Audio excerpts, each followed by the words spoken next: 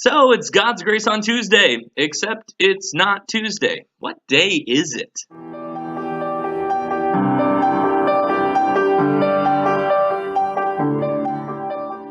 Hello, hello, hello, hello. Thank you for watching God's Grace on Tuesday, even though it's not Tuesday anymore. But like I said before, what day is it? Well, I'll tell you what day it is. This is the day that the Lord has made.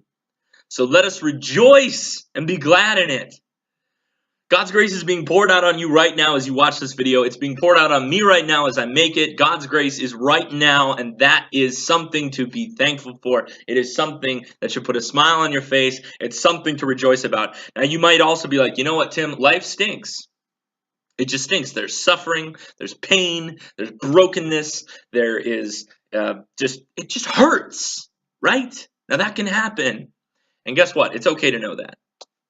It's okay to realize that. It's okay to be self-aware of our suffering, of our crosses. It's okay to be aware that you are being afflicted by something. Absolutely.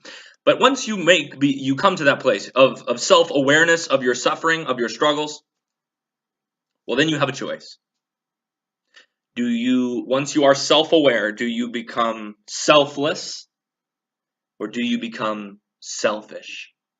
When you are self-aware, do you become other-centered or do you become self-centered? What did Jesus do? Good old saying, the old bracelets. What did Jesus do? What would Jesus do? Well, I'll tell you what he did. Garden of Gethsemane. We're going to celebrate Holy Week and the Catholic Church, the Triduum. Next week. It's going to be awesome. So pumped. However, we're just going to focus on the Garden of Gethsemane for right now. So let's think about what did Jesus do in that moment. Well, he was self-aware. He knew what was about to happen to him, okay? And he cries out to God right before it happens, Father, if it is possible, let this cup pass from me. What does that mean? Well, if there's any other way we could do this, let's do it that way. Because guess what, God, Father, this is going to hurt. They're going to rip the skin off of my flesh. They're literally going to fillet me with whips. They're going to rip it right off. They're going to beat me, spit on me. They're going to jam a crown of thorns on my head. They're going to nail me to a cross, and I'm going to die the worst way possible. I'm also going to suffer mentally. I'm going to suffer emotionally because I'm paying for the sin. I'm going to feel the guilt of all sin. I'm going to feel the emotional consequences of sin from the beginning of sin all the way to the end of time. But not just for the people who accept me, God. Father, not just those people. I'm going to do it for the people who are going to reject me. They're going to spend eternity in hell by their own choice. But I'm still going to pay for it, and it's going to hurt. That hurts your feelings. That hurts my feelings. This is the cup you're asking me to drink. Father, if it's possible, let this cup pass from me. That's his self-awareness. He has a choice. Does he quit? No. He says, but not my will, but your will be done. And he becomes selfless, as he always does.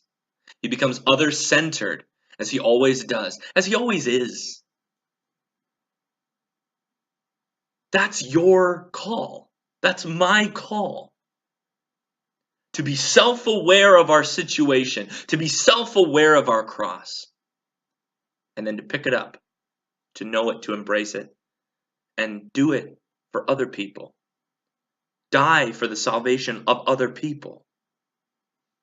Die so that other people will look at you and see Jesus. Pick up our crosses, follow after him. Of course, where does Jesus end up when you see him carrying a cross? He ends up on it. That's what you're called to. You're called to die to yourself, to sin, and to rise to new life. But we only do that when it becomes about Jesus, when it becomes about the love that you have for him and the love that you have for other people, not a love of self or self-preservation. Jesus says, if you love your life, you'll lose it. But if you lose your life for my sake, you'll find it. We have a week left of Lent. Be open. Open up. It doesn't matter if you've had a dud Lent so far or a great Lent so far. Open yourself up to that right now. And God can do more in you and in me if we open ourselves up and have faith and unlock the power of the Spirit inside of us. A spirit that cries out, Abba, Father, just like Jesus did. And in those moments, let us pray that prayer. Father, if it's possible, let this pass from me. But then not my will, but your will be done. Do it, and you will be a great saint. Hey guys, once again, thank you for watching. Please click right here, subscribe to God's Grace on Tuesday, check out the other videos that we have, and yeah, spread the word. We'll bring the whole world to Jesus Christ together. We really will. Let's do it.